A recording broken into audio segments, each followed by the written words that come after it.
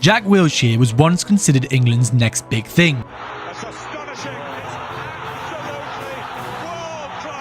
A teenage sensation at Arsenal, dominating a Barcelona team in the Champions League that had a midfield of Iniesta, Xavi and Busquets. That same year, he won the PFA Young Player of the Year award and became the youngest player in the PFA Team of the Year. He was the chosen one, the midfielder who would carry England forward. Fast forward 11 years, he's retired at just 30 years old. No major trophies, no legacy fulfilled, and no lasting impact. So how do we go from one of the most talented prospects of his generation to a player no club wanted? Where did it all go wrong?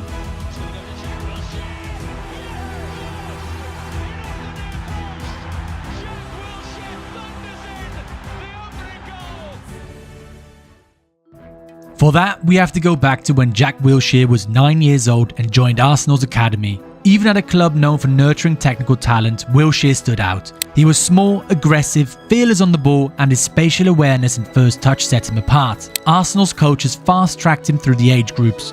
By 15, he was already playing for the under-18s, and by 16, he'd made his Premier League debut. At the time, he was the youngest player ever to feature for Arsenal in the league and in Europe. Arsene Wenger believed Wilshere had everything you needed in a modern midfielder. He could dribble out of tight spaces, execute quick passing combinations, and wasn't afraid to take on senior players. His most famous performance came at just 19 years old in a Champions League clash against Barcelona. On a night when Arsenal beat Pep Guardiola's side 2-1 at the Emirates, Wilshere didn't just hold his own against the likes of Xavi, Iniesta and Busquets, he dictated large spells of the game.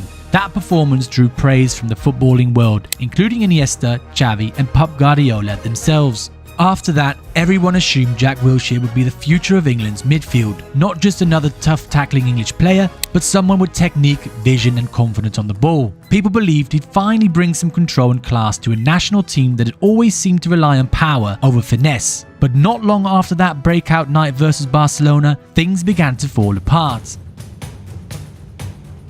In the summer of 2011, Wilshere picked up what seemed to be a minor ankle knock, but it turned out to be something much worse. A fracture in a tiny bone near his ankle, an injury that doctors don't see often in footballers. Later, a specialist told him that most players never come back the same from it. Wilshere didn't find out how serious it really was until years later. By then, the damage had already changed how his ankle worked, which then started putting pressure on his knees and hips. It set off a chain reaction in his body that he never fully recovered from. Many fans believe he needed a slower, more managed recovery, a more controlled workload, and possibly even a change in lifestyle. There was also criticism of Arsenal's injury management at the time, suggesting that his rehab was rushed and that coordination between club doctors and external specialists wasn't good enough. What was expected to be a short setback turned into a season-long absence. And during that recovery, he also picked up further injuries, including to his knee and foot, complicating his return and making him miss the Euros as well. The recurring theme of Wilshere's career was not just injury, it was re-injury. He'd get fit, return to training, play a few matches and then pick up another knock. He had multiple surgeries, but his body never fully recovered. Between 2011 and 2019, Wilshere never completed more than 25 Premier League games in a single season. He wasn't the kind of midfielder who sat deep and played it safe. He thrived in the chaos, always trying to drive the game forward, but over time, his body just couldn't keep up with the way he played. The style of play that had made him so brilliant, tight turns, quick bursts and aggressive dribbling, also made him a target. He was always getting kicked, fouled and knocked around. That constant contact started to take its toll. Even so, he still produced moments of brilliance. In the 2013-14 season, he scored a stunning team goal against Norwich, finishing off a one-touch passing sequence that's still talked about as one of the best Arsenal have ever scored at the Emirates. In 2015, he won goal of the season for a long-range strike against West Brom. And for England, he delivered a man-of-the-match performance against Slovenia in the qualifying rounds of Euro 2016, scoring twice in a 3-2 win. But even at his best, doubts persisted. There are off-field incidents that raised concerns. Wilshere was photographed smoking at a Las Vegas pool party in 2014 and later seen with a shisha pipe in a London nightclub in 2015. He was caught out while still recovering from injury. He even got into a public argument outside a nightclub in 2016. None of these were major scandals on their own, but they started to build a picture of a player who wasn't making the right decisions. People began to question whether he really had the mindset to make it at the top.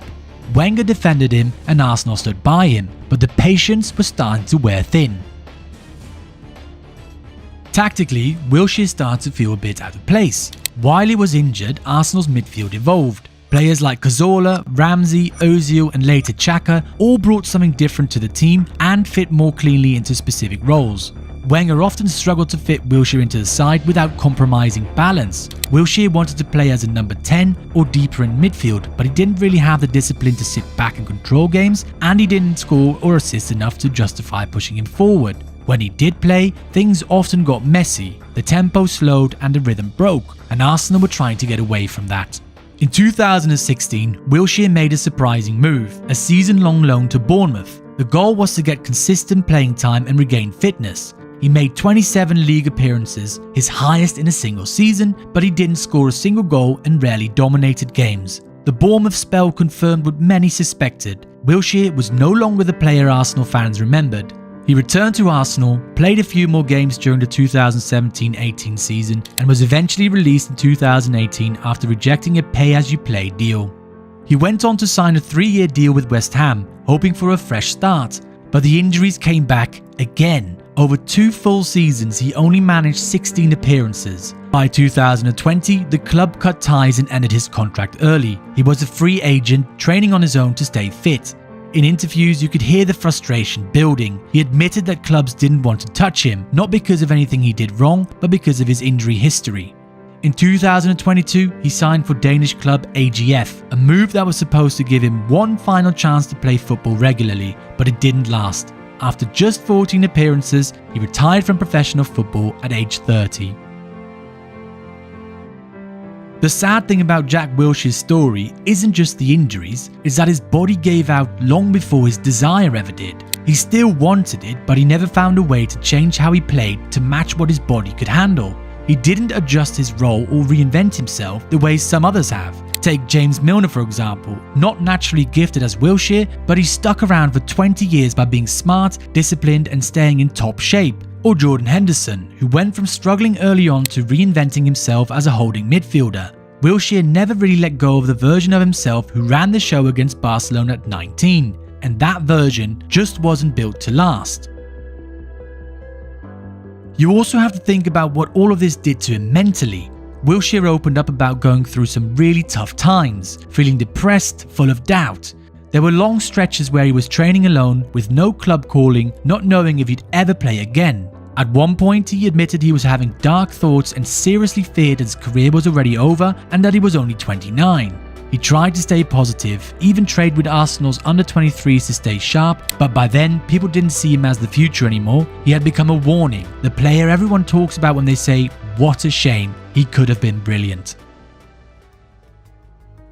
But there's more to the story. Just days after retiring, Wilshere didn't walk away. He went straight into coaching. He took charge of Arsenal's under-18 team. A kind of full circle moment, as he was once dubbed Arsenal's crown jewel. Now he's trying to guide the next generation and make sure they don't repeat his mistakes. Players listen to him, not because he had the perfect career, but because he didn't. He's been through it, the pressure, the hype, the injuries and the loneliness. So when he speaks about protecting your body or keeping your head right, young players pay attention. He's lived it. Wilshere's story isn't about someone who wasted his talent out of laziness. It's about how quickly things can fall apart, even when you have everything going for you. He had all the tools to become a generational player, but in football, talent only gets you so far. If your body can't keep up, it doesn't matter how good you are. And in that sense, Jack Wilshere never stood a chance. If you enjoyed this video, then be sure to give the video you see on your screen a watch. In it, we cover the monumental rise of Rafinha. Back post is on, Rafinha's in! Rafinha scores! We're back level here! It's the Brazilian for his 29th goal of the season,